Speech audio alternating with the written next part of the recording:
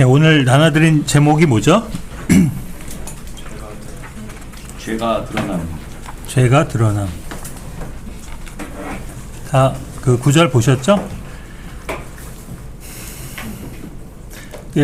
제목이 죄가 드러남인데 이제 영어로 그것이 어떻게 되어 있습니까? 표현이? Nothing covered. 예. 이게 무슨 뜻이에요? 그러니까 nothing covered. 덮인 게 없다라는. 어? 덮여진 것이 없다. 그렇죠? covered 그러니까 덮다, 숨기다, 가리우다, 그죠? 어떤 것도 가려지지 않는다. 어떤 것으로도 그런 뜻입니다. 이렇게 그 영어로 표현되어 있는데 이제 그것이 결국 오늘 주제는 죄가 드러나는 것에 대한 의미죠. 뭐 한마디로 얘기해서 죄는 감추거나 가릴 수 있는 것은, 그러니까 죄를 감추거나 가리울 수 있는 건 전혀 없다라는 의미입니다. 우리가 지난 시간 그 인간의 타락의 과정과 또 그 결과들에 대해서 좀 공부를 했었잖아요. 그래서 그 최초 인간 아담과 이브가 그 선악을 알게 하는 나무의 열매를 먹은 후에 즉각적으로 나타난 그 현상이 뭐였냐면 자신들이 범죄한 사실을 인지하게 된 거예요. 그러니까 그들이 벌거벗었음을 이제 느꼈고 그 어떤 수치심을 그들은 이제 알게 됐고, 그래서 이제 숨잖아요. 그래서 결국 죄를 지음으로써 자신들이 이제 문제가 있다는 것을, 즉 죄가 있다는 것을 스스로가 자각했다, 또 인지할 수 있었던 거죠. 그거는 누가 알려주거나, 그죠? 또 누군가의 비난을 받았으니, 즉 송사를 받아서 그걸 안 게 아니고 그냥 스스로가 아는 겁니다. 그래서 이제 우리가 먼저 생각해 볼 수 있는 것은 모든 죄는 1차적으로 그 죄를 지은 당사자인 사람이 아는 거죠. 그리고 또 하나님이 아시죠. 그죠? 물론 다른 사람들은 모를 수도 있습니다. 어떤 경우들에 있어서는. 그렇죠. 그러니까 이제 사람들은 많은 경우에 있어서 그 자신의 범죄를 숨기고 가려보고자 하는데, 그건 보통 다른 사람들의 눈으로부터죠. 그러니까 다른 사람들한테 알려지는 것을 이제 숨기고 은폐하고 이렇게 하려고 하지만, 사실은 자기 자신은 그것을 잘 알고 있을 뿐 아니라 또 그것을 지켜보고 계신 하나님도 아신다는 사실을 이제 간과할 수가 없는 거죠.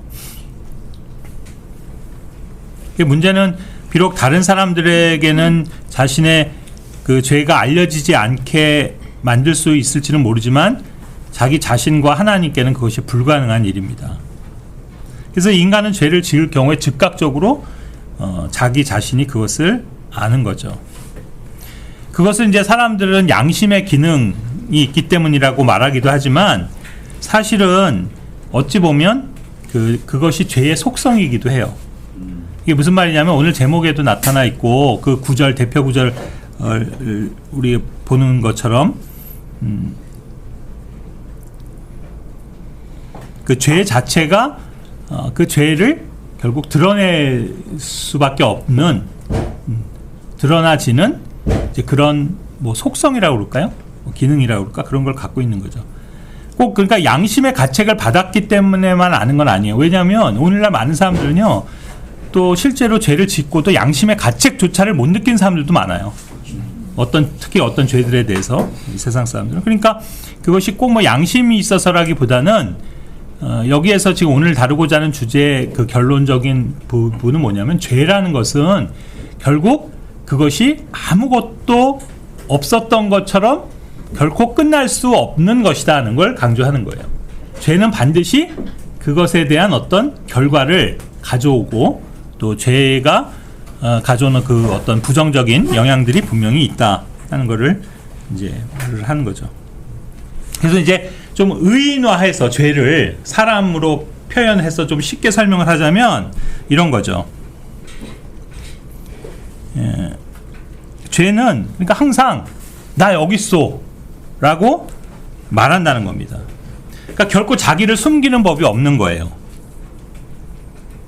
만약 사람이 그것을 모른 척하고 무시하려고 하더라도 죄는 늘 어떻게 돼요? 나라니까 나 여기 있다니까 이러면서 내 주변을 서성대고 계속해서 성가시게 하는 거죠. 그래서 결국에는 그걸 모른 채 할 수가 없게 되는 겁니다. 오늘 이제 그 본문 구절 중에 두 번째 구절 먼저 보면 이사야서 59장 12절 한번 먼저 읽어볼까요?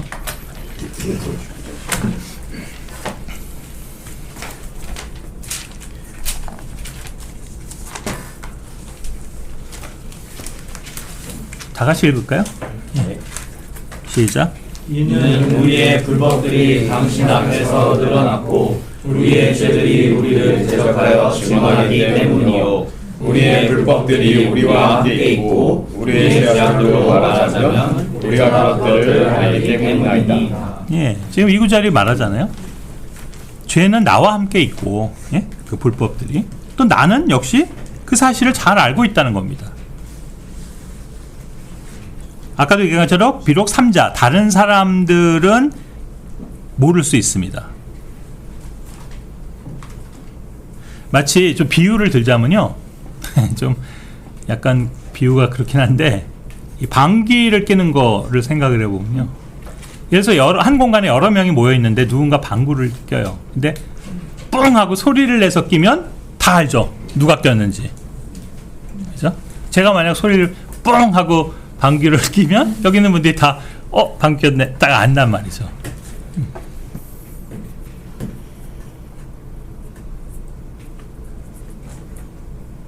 근데 내가 소리 내지 않고 방구를 낄 수 있잖아요.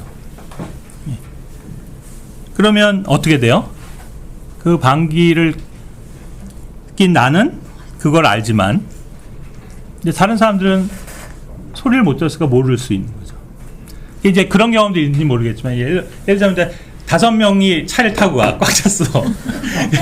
가는데 누군가 방구를 꼈단 말이에요. 근데 내가 좀 전에 얘기한 것처럼 소리 내서 끼는 경우야.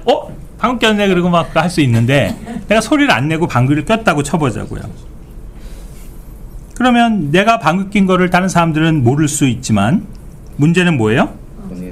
스멀스멀 냄새가 올라오죠. 네. 그럼 이제 사람들은 누구야? 누가 방구 꼈어? 이제 이럴 수 있는 거죠.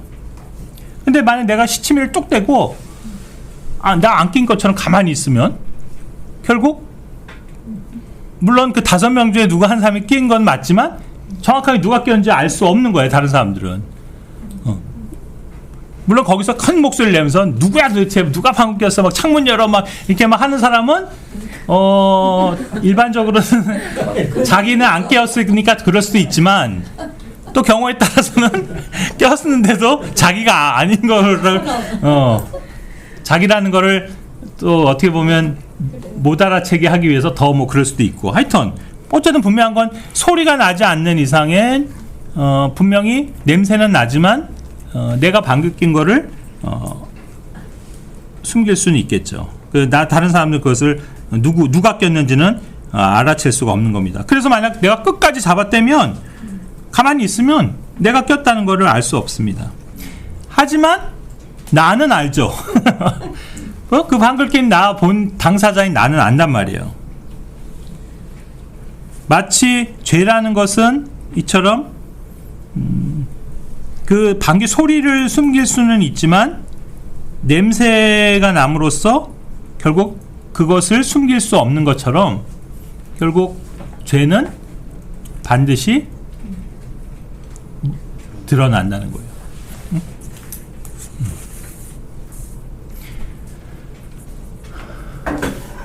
근데 좀 발전시켜 생각해 보면 오늘날의 인간들의 상태는 즉 이 세상의 상태는 마치요 지금 그 비유에서 그 5사람이 차를 타고 가고 있는데 예를 들어서 이렇게 상상을 해보자고요. 5명이 거의 동시간에 다 꼈어. 방구를 다 낀 거야. 그러면 냄새가 막 그 안에 가득 차겠지. 그럼 그게 누구 탓이라고 생각할까요? 서로의 내 탓이. 다 자기가 꼈으니까 자기가 낀 거라고 생각을 하겠지. 네. 근데 이제 나는 들키고 싶지 않으니까 말을 안 하고 모른 척 시침을 있는데 결국 5명이 다 그런 거 아니에요. 그죠? 그러면 서로 그 안에서 냄새를 맡으면서 다 자기가 꼈다는 건 스스로가 알고 있지만 실제로는 그 5명 모두가 낀 거고, 그죠?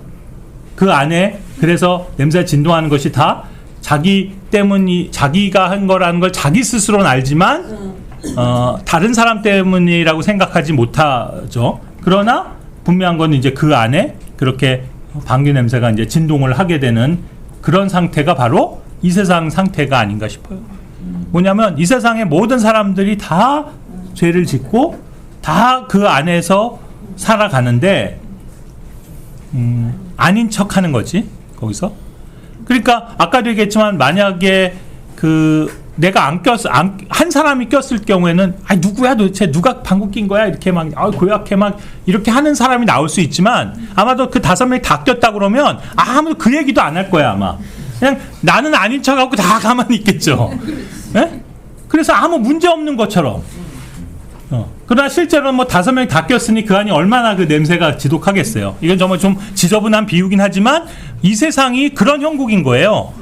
모든 사람이 다 죄를 짓는데 그것을 다 아무렇지 않게 생각하는 거지. 여기는 거야 서로가. 왜 그냐?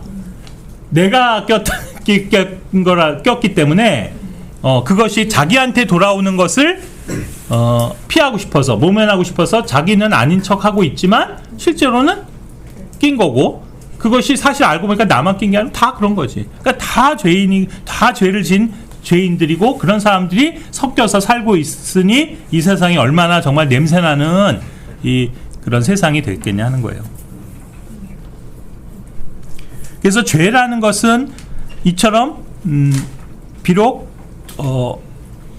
다른 사람들이 그것을 인지하든 못하든 간에 분명한 것은 그 자체를 숨길 수 없다는 거죠. 그래서 지난 시간에도 공부를 한 것처럼 죄는 열매라고 그랬잖아요. 여러 가지 죄악상들은. 그러니까 우리가 로마서 1장에서 말하고 있는 사람들의 상태에 대해서 쭉 열거하고 있는데 그 모든 것들은 어떻게 보면 죄가 드러나는 하나의 양상이지. 그렇죠? 그래서 이런 것 같아요. 뭐냐면 적절한 어떤 환경이 조성이 되면 그 환경에 맞는 죄가 그 모습으로 나타나는 거에 불과한 거지 전혀 무관한, 그러니까 없던 것이 뭐 죄가 그렇게 생겨나는 건 아니잖아요. 그런 면에서 보자면 죄는 반드시 그 열매를 맺게 돼 있고요. 물론 최종적인 열매는 뭐예요? 사망이죠. 죄의 삭은 사망이요. 로마서 6장 23절에 얘기했죠. 죄의 대가는. 그러니까 결국 그렇게 귀결이 되지만 그래서 죄라는 것은 반드시 어떤 그 결과물을 낸다. 그리고 그것은 반드시 죄는 죄에 대한 하나님의 원칙은 죄는 반드시 심판받는다라는 거죠. 어떤 형태로든지 간에.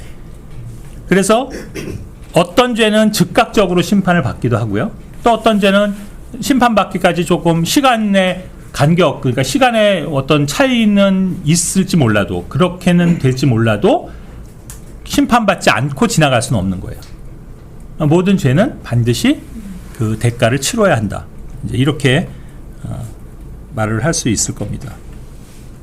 그런데도 이제 아까도 얘기했죠. 오늘날 사람들은 마치 죄가 없는 것처럼 또 내 죄를 숨겨보려고 하는 것처럼 그 시침을 뚝 떼고 그냥 가만히 있는 거죠. 그리고 그것을 숨길 수 있다라고 생각하는 그런 또 다른 어떤 어리석음 속에 살아가는데 그것 자체도 어떻게 보면 죄의 한 가지 본성인 거죠.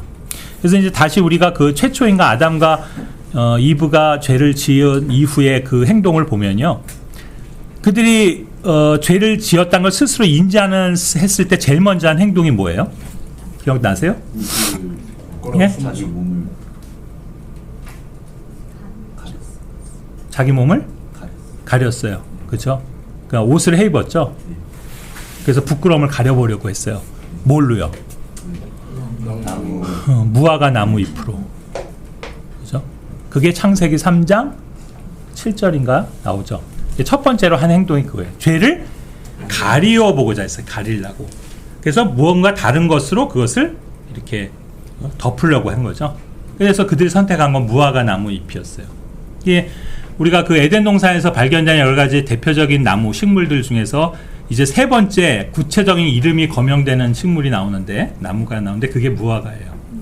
근데 이게 교리적으로는 무화과가 이제 우리가 쭉 신약까지 이어지면서 볼 때 여러 가지 상징하는 게 있잖아요. 뭐 이스라엘을 상징하는 것도 있고, 의미도 있고. 그렇지만 이제 또 한 가지 대표적인 게 뭐냐면 무화과는 자기의를 상징하는 나무예요. 자기의. 왜냐하면 지금 보는 것처럼 인간이 자기 스스로가 그 자신의 부끄러움을, 즉 죄의 수치를 가려보려고 시도했던 그 나뭇잎이거든요. 근데 재밌는 거는 여러분들이 무화과 나뭇잎을 사진으로 본 적이 있는지 모르겠지만 어떻게 생겼는지 아세요? 이게 사람 손처럼 생겼어요. 그래서 그 사람의 어떤 행위, 그거하고 이렇게 상징될 수 있는 거죠. 그래서 결국 무화과라는 것이 여기서 특정 지어진 이유는 이것이 인간 스스로의 어떤 노력이나 행위로서 그 자신의 죄의 수치를, 부끄러움을 가려보고자 했던 시도들이라는 것을 어떻게 보면 상징적으로 나타내 준다고 볼 수 있는 거죠.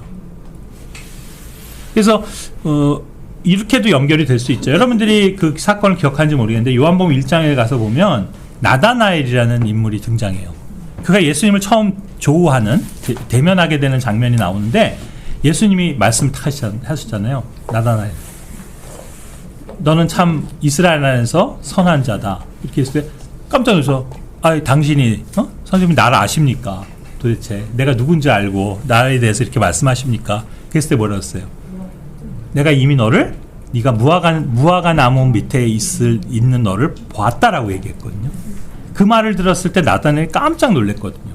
그래서 이제 그가 당신은 뭐 그리스도의 이스라엘의 왕이시오, 뭐 이런 식으로 고백을 하잖아요. 결국 주님을 고백을 하는데 그 대화 속에서도 무화과가 등장해요. 그러니까 나다나엘이 무화과 나무 아래에 있었다라는 것이 구체적으로 어떤 것을 의미하는지는 거기 나와 있지 않지만 그것이 상징적으로는 무엇을 얘기하는 거예요? 그러니까 거기서 나다나엘이 굉장히 의롭고 선하다고 하는 것은 사실은 이스라엘의 그 구약의 율법적 관점에서 그런 거거든요. 그러니까 율법적으로 굉장히 흠이 없고 그가 완벽하게 율법을 지키던 사람이란 뜻이에요. 그러니까 그에게서 어떤 결함을 율법적으로 찾아볼 수 없는 사람이다, 이렇게 말을 할 수 있는 거죠. 그러니까 그거를 어떻게 보면 상징적으로도 보여주는 게 뭐냐면 무화과가 그래서 등장하는 거예요, 거기서. 그러니까 결국 무화과는 이처럼 자기의를 나타내주는 거거든요. 근데 바로 아담과 이브는 그 자기의를 가지고 자신들의 죄를 감춰보려고 하는 거죠. 그러니까 이것이 결국 교훈이 되는데, 인류는 범죄한 이후에 그 인간의 그 타락된 본성과 또 짓는 수많은 범죄들을 무엇으로 가리려고 그렇게들 시도를 한 거예요. 결국 인간들의 노력이잖아요. 자신들의 의잖아요. 자신들의 의로 나타나는 것들이 뭐가 있어요? 대표적인 게. 그게 종교죠. 그렇죠. 종교적 행위죠. 그러니까 종교라는 것을 통해서 죄가 없는 것처럼, 거룩한 것처럼 그렇게 자기 자신을 감추어 보려고 하지만 그게 아닌 거죠. 그 종교는 사실 겉으로는 굉장히 깨끗해 보이고 선해 보이고 거룩해 보이고 종교적인 것으로 보이지만 사실 그 죄가 그것으로 가려져요, 안 가려져요? 안 가려지는 거죠. 그래서 예수님은 그 종교인들을 향해서 비판하실 때, 공격하실 때 예수님 뭐라고 표현하셨어요? 기억나세요? 너희 옛날 표현을 회칠한 무덤들아 그랬거든. 이게 뭐 지금 번역본으로 어떻게 표현되어 있나 모르겠네. 그 회칠했다는 게 뭐예요? 깨끗하게 이렇게 페인트 칠해져 있는 무덤 같다는 거예요. 그죠? 여러분, 무덤을 아무리 겉을 깨끗하게 하고 예쁘게 꾸미고 그죠? 그래도 무덤은 무덤이죠. 그 무덤 밑에는 뭐가 있어요? 썩은 시체가 있는 거잖아요. 그러니까 아무리 그걸 아름답게 꾸미고 덮어도요, 그거는 결코 정말로 아름다운 장소가 될 수 없는 곳이 무덤 묘지잖아요. 그죠? 이 장례 문화도 많이 달라서 우리나라는 사실 무덤 자체가 사실 좀 스산하고 별 좋지 않지만 우리는 분봉을 해서 이렇게 하지만, 이제 미국의 묘지들 가보면요, 미국은 정말 깔끔해요. 딱 비석 세워져 있고요, 아주 그 널널한 잔디밭에 비석들이 아주 이렇게 일렬로 쫙 정돈해갖고 돼 있고, 그다음 그 앞에는 예쁜 꽃들 다 이렇게 갖다 놓고, 그 다음에 뭐 사진도 있는 경우 있고, 뭐 그다음 글귀도 비석에 착 새겨져 멋있는 말도 쓰여져 있고, 굉장히 아름답게 공원 묘지가 조성이 돼 있어요. 그렇지만 그 묘지를 정말 말은 공원 묘지라고 하지만 거길 공원으로 생각하는 사람은 없죠. 누가 묘지에 가서 파티하고, 누가 거기 야 우리 오늘 피크닉 가는데 우리 어디 무덤으로 묘지로 가자, 옛날 우리식으로 해서 야 우리 저기 저 망우리 공동묘지로 오늘 피크닉 가기로 했습니다, 그러냐고요? 아니죠. 사람들은 그걸 꺼려 한다고. 왜 아무리 이쁘게 해놔도 무덤은 무덤이에요. 거기는 시체와 뼈들이 묻혀 있는 곳인데 거길 누가 좋아하겠습니까? 그게 어떻게 좋은 곳이냐고요. 근데 바로 종교가 그런 거라고요.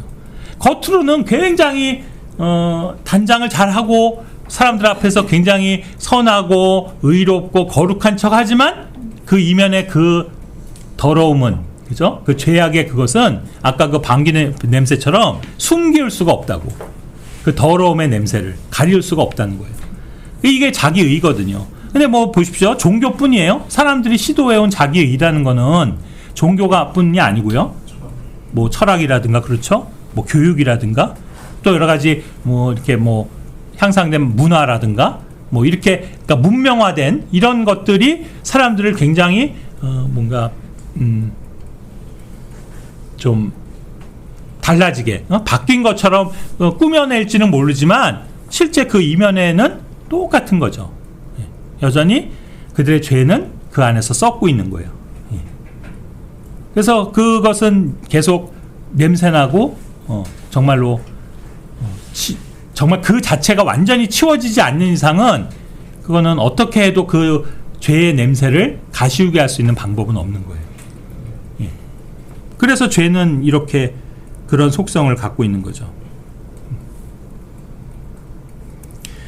더 문제는 인간이 죄를 숨기려고 하는 그런 시도가 나만 아까도 했죠. 다른 사람한테는 숨길 수 있고, 그 다음에 더 아까도 했잖아요. 양심이 그러니까 양심이 뭐라 그럴까, 없는 사람들, 또 양심이 정말로 이렇게 무뎌진 사람들은 스스로도 양심의 그런 것을 못 느끼기 때문에 죄가 죄로 여겨지지 않는 사람들도 오늘날은 많은 거잖아요.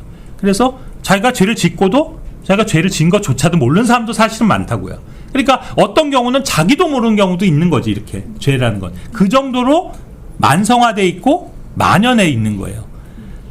그래서 어떤 사람들은 자기 스스로가 그 죄를 졌다는 걸 인정하지도 않고 또 그것을 느끼지도 못하면서 살아가기도 하지만, 그래서 마치 자기가 죄가 없는 것처럼 생각하는 사람들도 있을지 모르겠지만, 아까 그랬지만 이 죄가 결국 드러날 수밖에 없는 이유는 바로 뭐예요? 그 죄를 정확하게 알고 계신, 보고 계신 하나님이 계시기 때문인 거죠. 그러니까 하나님의 시야에서는 그걸 가릴 수 없는 거예요. 지금 아담과 이브가 그래서 두 번째 한 건 뭐였어요? 두 번째는 첫 번째는 자신들의 그 부끄러움을 그 나뭇잎으로 가려보려고 했던 시도고, 두 번째는 뭐예요? 하나님의 시야에서부터 자신들을 숨기려고 숨은 거예요. 숨은 거예요. 그러니까 어디로 숨었어요? 나무 뒤? 그렇죠. 나무들 뒤로. 그 에덴 동산에 수많은 나무들 사이로 숨었다고요. 숲에. 그죠? 나무들. 그것도 생각해보면 참 비참한 것 같아요. 왜냐하면 거기 에덴 동산의 모든 나무들이라고 그랬거든. 그 원래 에덴 동산의 모든 나무들은 인간에게 원래는 뭘로 주어진 거예요? 내가 마음껏 먹어도 좋은 모든 것들이잖아. 우리 인간에게 축복으로 주어진 건데 그 축복들 뒤로 숨어 버릴 수밖에 없는 이 정말 불쌍한 아담과 이브. 네? 생각해 보면 참 안타까운 거죠. 그러니까 결국 그 뒤로 자신들을 숨겨보려고 했어요. 그래서 하나님 눈에 안 띄려고 한 거죠. 근데 하나님이 그걸 모를 수 있어요? 하나님 아시죠? 다 보시죠. 그죠? 하나님이 모르는 게 있어요? 하나님이 못 보실 수 있는 장소가 있어요, 혹시? 어쩌면은 우리 그리스도인들도 마찬가지고 사람들이 어떤 경우에 죄를 쉽게 짓거나 아니면 또 죄에 결국 패배하는 많은 이유 중에 하나는 바로 이 하나님의 시야, 하나님의 시선을 잊어버렸기 때문이에요. 그렇지 않나요? 우리들도 그렇지 않나요?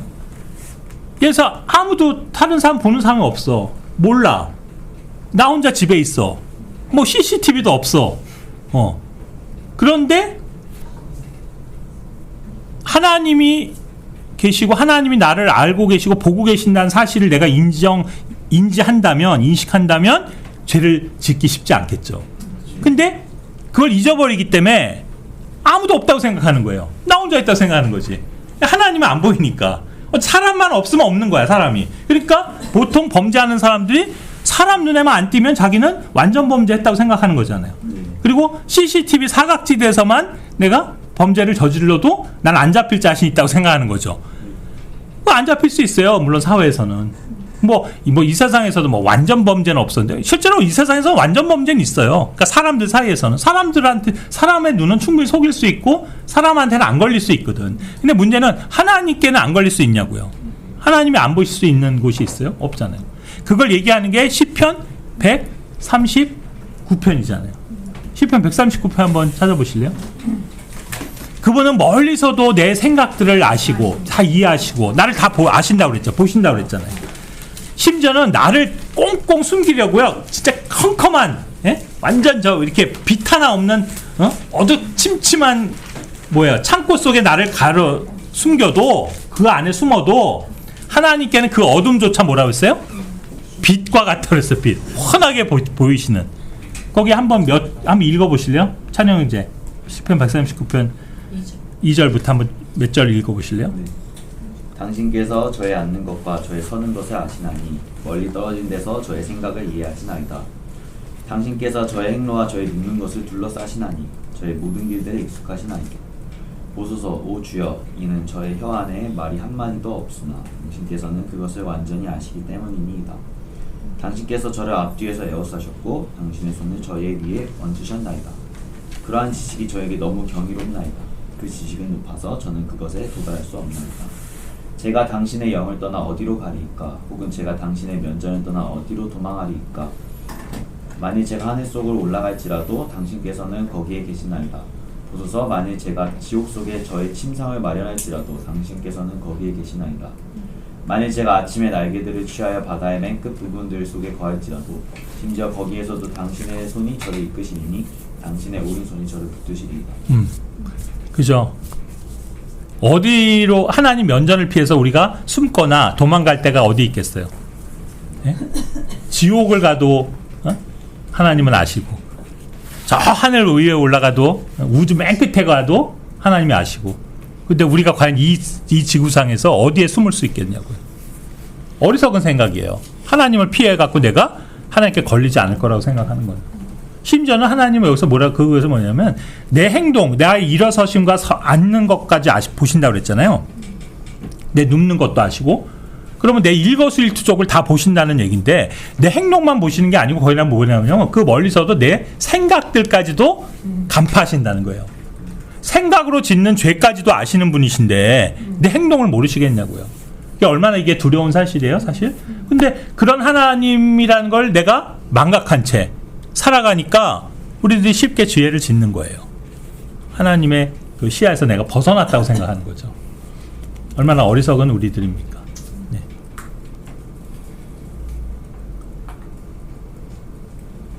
사실 요나가 그랬던 거잖아요. 그러니까 요나가 하나님을 피해서 어떻게 생각했어요? 멀리 반대 방향, 저기 다시스, 그 다른 나라로 외국으로 가면은 내가 될 거라고 생각하는 거죠.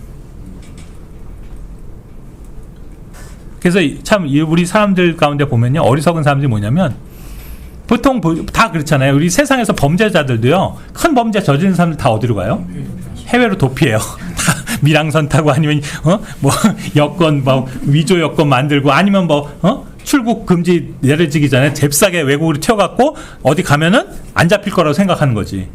근데 인간 세상에서도 그것도 쉬운 일이 아니잖아요. 다 잡혀서 오잖아. 뭐 인터폴 적색수배 해갖고 외국에 있는 사람들 다 잡아온다고 언젠가. 물론 뭐 안 잡히고 끝까지 거기 잘 사는 사람도 있지만 그렇게 생각들을 하는 거예요. 쉽게. 근데 보면 우리 그리스도인들이나 이런 경우들도 그런 경우들이 많이 있는 것 같아요. 간혹. 많이는 아니죠. 간혹.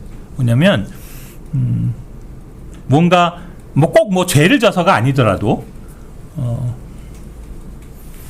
이제 자기 자신이 그런 어떤 내 현재의 어떤 그런 위치나 환경 그런 것을 피해보고 싶을 때 사람들이 항상 마지막 생각하는 게 뭐냐면 외국으로 가면 될 것 같다 이렇게 생각해서 외국으로 간 사람들 실제로 많잖아요.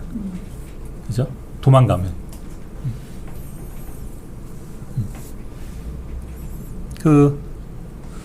뭐 사실 우리하고 연관된 아는 그런 그리스도 안에서의 성도 간에 관한 이야기이기도 하지만 어떤 형제가 어떤 다른 형제를 그러니까 사업적으로 동업을 했는데 결국 그 형제를 속이고 많은 돈을 손해를 입히고 자기가 돈을 뭐 착복했다고 그래야 돼 뭐라 하여튼 사기를 치고서는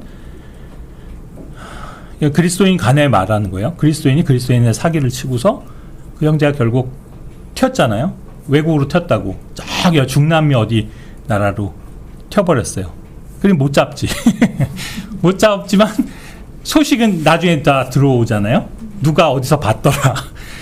그죠? 그러니까 이게 결국에는 사람이 그렇게 숨어서 완벽하게 살 수 없는데 인간들은 어리석어서 그럴 수 있다고 생각하거든요. 그래서 내가 나를 알지 못하는 사람들이 인데 가서 살면 모르겠지 이런 생각을 한단 말이에요. 그래서 야반도주 해갖고 뭐 다른 도시에 가고 뭐 시골 저기 어디 처박혀 살고 뭐 이러면은 이제 안 잡힐 거라고 생각을 하는 사람들처럼 이제 그거를 더 스케일 크게 외국으로 가고 저 지구 반대편 어딘가 진짜 한국 사람들 별로 없는 그런 데 가서 살면 내가 내 지금 이런 것들을 아는 사람이 아무도 없겠지. 하지만 사실 그것도 쉬운 것이 아니지만 설사 그렇다 해도 하나님의 눈에서는 벗어날 수 없는 거죠. 지금 그 표현이 거기에 있잖아요. 내가 바다 건너편 바다 맨 끝에 가서 내 거처를 잡아도 이 말이 뭐예요? 우리가 얘기하자면 태평양을 건너서 저 미국 땅에 가서 내가 살아도 그것을 하나님의 눈을 피할 수는 없는 거예요. 그러니까 죄는 반드시 이처럼 드러나는 거예요. 그러니까 마치 이게 너무 어리석은 게 뭐냐면요. 여러분 죄가 드러난다는 거는 여러분 왜 우리 여름에 풀장 가서 물놀이 할 때요. 그 튜브 공 같은 거 있잖아요. 배구공 같은 거. 그거 막 물속에 집어넣어봐요. 억지로 막. 그래서 안 보이게 물속에 막 해놓으면 순간 안 보일 수 있는데 조금만 힘이 빠지면 어떻게 돼요? 틱 하고 올라오잖아요. 끊임없이 올라오잖아 바깥으로. 그걸 내가 아무리 눌러서 물속으로 안쪽으로 집어넣으려고 해도 얼마나 힘이 드는지 몰라. 결국에는 툭 하면 튀어올라오고 툭 하면 올라오고. 죄가 그런 거예요. 내가 아무리 이걸 누르고 억제하고 뭐 변장하고 가장하고 아무리 숨기려고 해도 결국 죄는 결국 드러나게 돼 있다는 거예요. 그래서 이제 최종적으로는 죄는 아까도 했지만 심판을 갖고 온다고 그랬잖아요. 이 심판이 이제 물론 안 믿는 사람들에게는 최종적인 하나님의 백보자 심판 앞에서의 그 책을들을 펴놓고 심판하신 하나님 앞에 서게 되겠지만 이제 우리 믿는 사람은 그 심판석에 쓰지 않잖아요.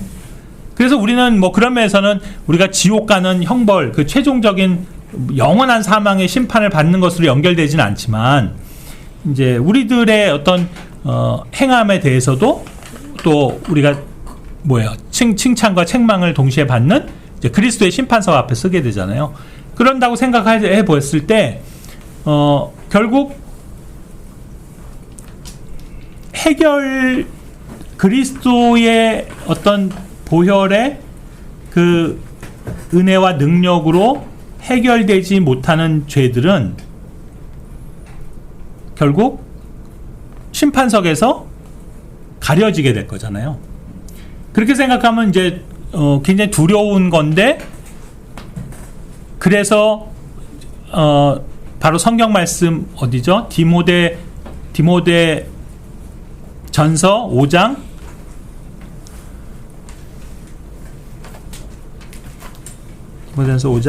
14절인가? 24절. 그래, 뭐라고 했어요? 죄들을 미리 드러나서 어떤 죄들은 미리 드러나서 심판으로 나아가고 어떤 죄들은 그 심판을 뒤따른다고 그랬잖아요. 이게 무슨 말이에요? 어떤 죄들은요, 그것이 즉각 드러나서 즉각 심판받아요. 그러니까 죄는 드러나면 즉각 처단받아. 그러니까 이 심판받는 게 원칙이에요. 그죠? 모든 죄는. 그런데 죄가 만약에 이게 드러나지 않으면 심판이 안 되죠. 드러나지 않았으니까 아직 죄가. 근데 지금 우리가 공부한 주제가 그거잖아요. 죄는 언젠간 드러난다는 거잖아요. 그 시점의 문제인 거지. 그러면 언젠가는 드러나면 그때 심판받겠죠. 그러니까 이 얘기는 뭐냐면, 우리가 살아서 인생 안에서 드러나는 죄들은 이 세상 안에서 심판받아요. 대부분은. 이게 무슨 뜻인지 아세요? 여러분들이 우리가 살면서 그리스도인이다 하더라도 죄가 있으면 그 죄가 인생 안에서 반드시 그 열매를 맺게 돼 있다는 거예요. 대가를 치르고 심판받는다는 거예요. 그죠? 하나님은 반드시 그 죄를 심판하세요. 유일하게 심판받지 않는 방법은 뭐예요, 그러면? 예? 자백하는 거예요. 용서받는 거라고요. 용서받은 죄는 심판받지 않아요. 근데 용서받지 않은 죄는 심판받아요. 그러니까 만약에 이 세상에서 내가 죄를 짓는 죄에 대해서 어떤 형태로든지 간에 그것을 심판을 받게 되는 거고요. 간혹 그런데 어떤 죄들은 내가 죽을 때까지 끝까지 드러나지 않는 경우가 있어요. 그리고 내가 자백도 안 했고 용서도 안 됐음에도 끝까지 만약 자백이 안 됨, 그러니까 만약에 그것이 드러나지 않는다면 결국 이 세상에서 심판을 못 받겠죠. 그러면 끝난 거예요? 그럼 이제 죄가 없어진 거예요? 죽음으로써 끝나는 거예요? 아니라는 거예요. 그럼 언제 심판받겠어요? 그거는 그 그리스도의 심판서에서 심판받는 거예요. 그 뜻이에요. 어떤 죄들은 지금 미리 드러나면 그것이 지금 심판을 받는 거고, 그 다음에 예, 나중에 그리스도의 심판서 앞에서도 최종적으로 어쨌든 받는다는 거죠. 그러니까 사실은요, 제일 현명한 방법은 뭐냐면 죄를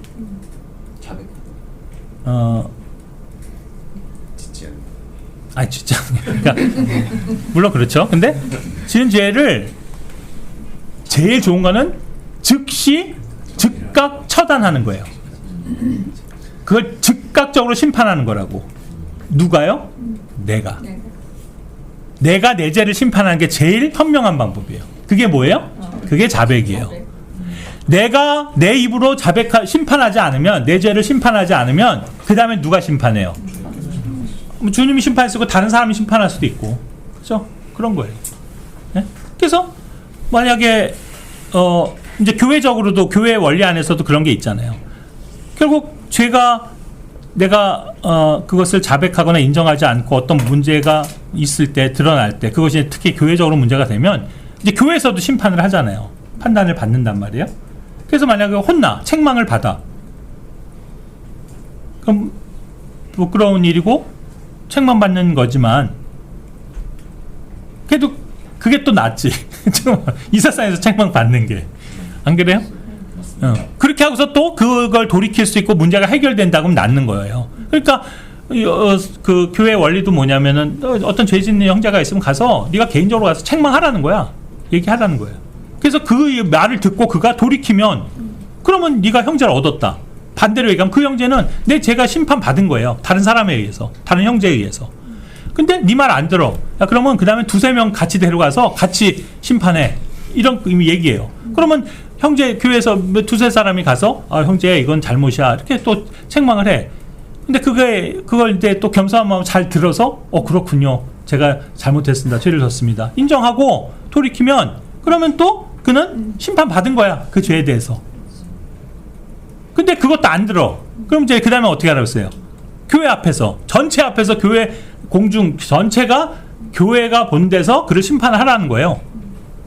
그렇게 해서 또 그가 돌이키면 다행이고 안 돌이키면 결국 그는 교회를 잃어버리게 되는 거죠. 교회에서 버림받게 되겠죠. 그게 이제 교회 뭐 치리 뭐 이런 교리적인 그런 건데 어쨌든 이런 것들이 다 심판을 받는 거예요. 그리고 그것이 심한 경우에는 교회가 아니고 그리스도인이라도 심각한 죄를 지면 세상에서부터 심판받아요. 그죠? 여러분들이 예를 들어서 이 세상이 정죄하는 어떤 죄를, 사회적인 죄를 졌는데 그게 문제 만약 걸리면은 여러분 재판 안 받냐고, 심판 안 받냐고요. 경찰서에 유치장에도 들어갈 수 있는 거고 재판을 받아갖고 형을 선고받아서 징역살이를 할 수도 있는 거잖아요. 만약 그런 죄를 치면 아까도 했지만 뭐 그리스도인이라도 사기를 칠 수 있는 거고 사기 치면은 사기범이 돼갖고 누가 고소해갖고 만약 걸리고 그러면 당신 문제 있어. 재판관이 사기죄로 1년 땅 때리면은 1년 살아야지. 그 죄는 반드시 이렇게 대가를 치르는 거란 말이에요. 그러면 이 세상으로부터도 심판을 받는데 하물며 거룩하신 하나님, 공의로우신 하나님이 그 죄를 간과하시겠냐고요. 그러니까 어떤 형태로든지 하는 거죠. 근데 이제 그것이 바로 우리가 얘기하는 도덕적이고 윤리적, 그러니까 어떤 사회 법에 저촉되지 않는 어떤 그 개인의, 그러나 우리가 성경적인 하나님의 그 원칙하에서의 옳지 않은 법에, 그러니까 그런 범죄에 대해서는 하나님의 방식으로 반드시 심판을 하시기 때문에 그것이 그렇게 어떤 제도, 사람이나 교회나 이런 것에 의해서 판단받지 않는다 해도 그 죄는 반드시 대가를 치르게 돼 있다는 거예요. 그것이 우리가 겪는 많은 어떻게 보면 고난의 일부예요. 우리가 받는 고난이 다 우리 죄 때문에 받는 심판은 아니에요. 그걸 전부라고 얘기하면 그건 교리적으로 잘못된 거지만 우리가 고난받는 이유, 뭐 몸이 아프고 뭐 교통사고를 당하고 뭐 무슨 큰 어떤 어려움을 당하고 뭐 실직을 하고 뭐 파산을 하고 뭐 가정에 우환이 생기고 이런 모든 고난들이 오는 원인은 사실 되게 많잖아요. 네? 사탄이 우리를 넘어뜨리기 위해서 시험 주는 것도 있고 하나님이 우리를 그냥 연단하시기 위해서 주는 테스트일 수도 있고 뭐 여러 가지가 있지만 실질적으로 가장 많은 퍼센테이지는 뭐냐면 우리가 잘못한 것에 대한 대가를 받는 거예요. 사실은 심판받는 거라고요. 그걸 우리가 간과해서는 안 되는 거예요. 그리스도인들이. 몸이 괜히 아파요? 이유가 있어요. 아픈 데는. 물론 이유 없이 아픈 것도 있죠. 병이라는 게 이유 없이도 오지만 또 많은 경우는 결국 뭐냐면 내가 잘못해서 오는 병도 많다고요. 그것으로 인해서 얻는 거예요. 예. 그러니까 그것을 우리는 그런 일들을 당할 때 너무, 그러니까 물론 그걸 너무 그렇게 심각하게 생각해서 내가 하나님께 내가 두들겨 맞는구나, 무조건 이렇게 그런 거로만 다 몰아가는 것도 물론 옳지는 않지만 한 번쯤은 그런 일을 당할 때는 생각을 해볼 필요가 있는 거죠. 왜 나한테 이런 일이 일어나는 건가? 이것이 뭐에 대한 결과인가? 아니면 뭐 하나님의 어떤 사인인가? 아니면 뭔가 그 이유를 생각해 볼 필요가 있는 거죠. 왜요? 죄의 행위는 반드시 그 대가를 치러야 되고 그 대가는 언제나 쓰다는 거예요. 그러니까 쓴 열매를 먹게 돼 있는 거예요. 죄가 용서됐다는 것과 죄의 값을 치르지 않는 것하고는 다른 문제예요. 예, 어떤 경우는 죄가 용서가 돼도 그 죄에 대한 대가는 치러야 되는 경우도 되게 많아요. 예. 우리가 그거를 너무 간과해서는 안 돼. 그러니까 그리스도인들이 우리는 다 죄가 다 용서됐어. 뭐 우리는 보혈로 다 씻겼어. 아무 문제 없다라고 생각을 한다면 그것도 잘못된 생각이에요. 실은 죄는 반드시 그 대가를 치른다. 그래서 다시 한번 강조하지만 가장 좋은 죄의 값을 치르는 것은 그 죄를 다시금 그리스도의 십자가와 그분의 보혈 아래로 가지고 나가는 거예요. 그게 바로 자백이에요. 자백하면 모든 죄는 다 용서하시고 또 우리를 모든 불의에서 깨끗하게 다시 만들어 주시잖아요. 그러니까 얼마나 감사한 거예요. 예. 그래서 그런 결과, 이걸 역설적으로 얘기하면 좀 전에도 얘기했듯이 고난이 있을 때 나에게 왜 이런 일이 왔을까를 한번 좀 생각해 보는 것은 지혜롭고 올바른 태도라는 거예요. 그것이. 예. 그래서 성경 말씀에 있잖아요. 역경을 당하는 날에는 뭐라고 했어요? 너희가 깊이 곰곰이 생각해 보라고 하는 거예요. 그러니까 어떤 사람들 보면요, 막 그런 일들이 있는데도 그런 요인을 외부에서만 막 찾는 사람도 있어. 뭐 이런 일이 뭐 누구 때문이고 왜 생겨요? 뭐 그리고 뭐 그래서 막 원망하고 한탄하고 막 비난하고 이런 태도는 옳지 않다는 거예요. 일단 나에게 그런 일이 생겼으면 그것이 왜 하나님이 이런 일을 허락하셨는지에 대해서 깊이 하나님 앞에서 자기 자신을 돌아보고 생각해보는 태도는 올바른 거라는 거죠. 예. 뭐 혹시 질문 있어요? 오늘 제가 그래서 한 구절 얘기 안 좀 민수기 3장 20절 뭐냐면 심지어는 하나님께서는 그 죄들에 대해서 그것이 끝까지 그 죄가 그 사람을 찾아낸다고 그랬잖아요. 이게 무슨 뜻이냐면 아까도 얘기한 것처럼 그 사람의 범죄에 대해서 그 사람이 범인이라는 것을 그 죄는 반드시 증명해서 찾아낸다는 거예요. 사람이 도망치면 죄가 따라온다는 거야. 그래서 어디가 너 여기 있잖아. 딱 잡아 드러낸다는 거죠. 예. 그래서 죄는 사실은 심각한 문제잖아요. 언제나 하나님과 우리 사이를 가로막는 것은 언제나 유일한 것은 죄예요. 죄의 문제라고. 우리가 하나님과 원만하게 교제가 안 되는 거 죄 때문이잖아요.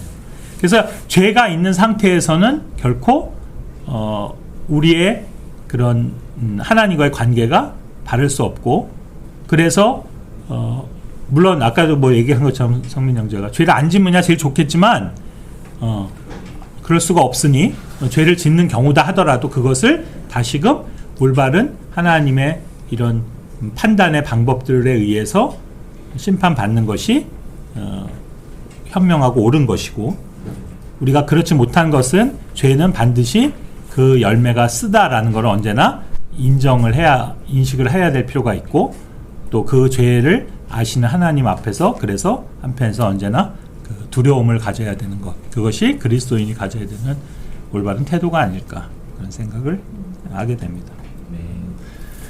예, 기도하고 마치겠습니다.